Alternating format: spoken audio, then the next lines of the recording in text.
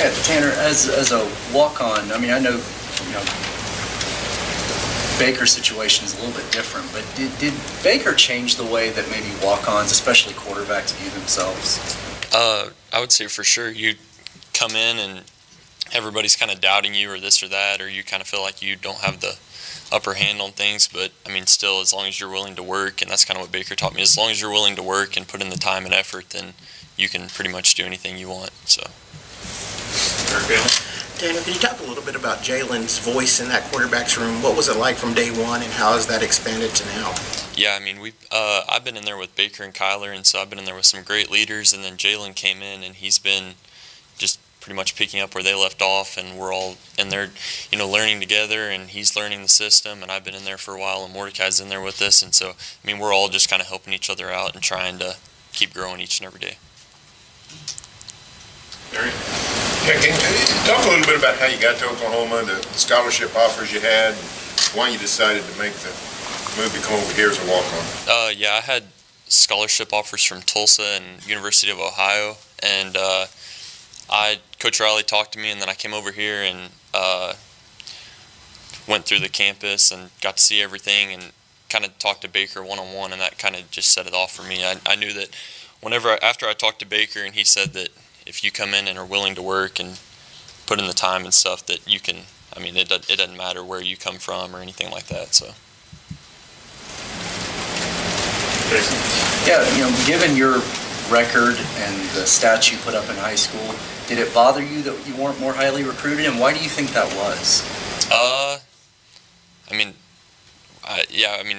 I don't know. I guess it's because I'm from a smaller high school, and people would say that we didn't play against teams that were of, I don't know, I guess you could say as high of competition. But I mean, I don't know. I mean, I'm thankful that I'm here. So.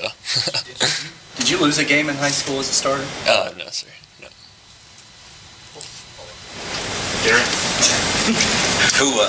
Tanner, who recruited you from Tulsa? Sterling Gilbert, and then he went to Texas, and then I'm not sure where he's at now. Did his departure change things in terms of how you viewed TU, or were you ever really serious about that? I was initially considering going there, and then kind of like I said, after I got over here and came and met the guys here, and then talked to Baker on the phone, that kind of just changed things for me. So. But you would have had a scholarship opportunity, you think, in Tulsa? Were you under that impression? Yeah. Yes, sir. Yeah. Tanner, what's your relationship like with Lincoln Riley, given the similarities in your backgrounds, where you're from, your past, things like that? Yeah, no, I guess you could say have a lot in common. He's from a small town, I'm from a small town, and kind of stuff like that, so he can relate to a lot of things. Like whenever I first came in, he was relating a lot to, you played all the sports in high school, this and that, and you didn't ever get to just focus on one, and now's the time to just focus on one thing. So, I mean, I guess I can relate to him a lot, and he helps me through a lot of stuff like that and can talk to me about this or that. So. Larry? Yeah, one of your rivals, Oklahoma State, last year had a quarterback similar path to you. Panhandle, long-time walk-on, finally gets his chance, has a pretty good year. You get inspiration when you see stories like that, guys that very similar story to you, and they just were patient and it paid off for them?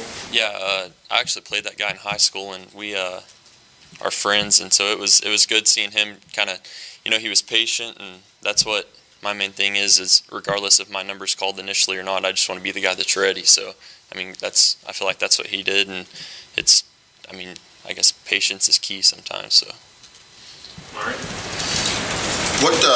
If you were talking to a kid who's thinking about walking on, what would you tell him? What do you have to have to be a walk-on? Especially in your case, you turned down some scholarship offers. You just got to come in and be willing to work and understand that you kind of don't have the upper hand on everybody or stuff like the guys that are on scholarship, and that whenever you come in, you got to be willing to do more than what's just expected, I guess you could say. So it's you want to be consistent, but then at the same time you want to be willing to do more and outwork others, or be the guy that's always known for doing right or stuff like that. So. Is it something, because quarterbacks transfer now. If they don't see a path to playing early, a lot of times they transfer. Is there something extra you have to have that other guys don't as a walk-on? I mean, kind of the same thing. I just feel like you just have to be consistent and willing to work, and at the same time, patience. And I mean, I've been here 3 going on 4 years, so I just feel like as long as I keep working and I kind of like I said, I just want to be the guy that's, if my number isn't called initially, be the guy that's ready to go. So. Terry?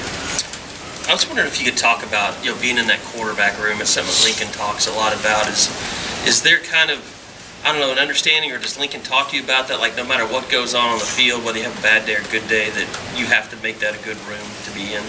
Yeah, that's kind of what he's talked to us about lately. Is it's eventually the plays and this and that will come. We just got to go out every day and be leaders and make sure that we're going out there every day to get better and get the guys around us better. And every day in the meeting room, it's like you go in there and there's always something new to learn. And so it doesn't matter if we've gone over this same thing multiple times. We just got to go in there and act like it's a brand new day and it's something that we're learning again. So.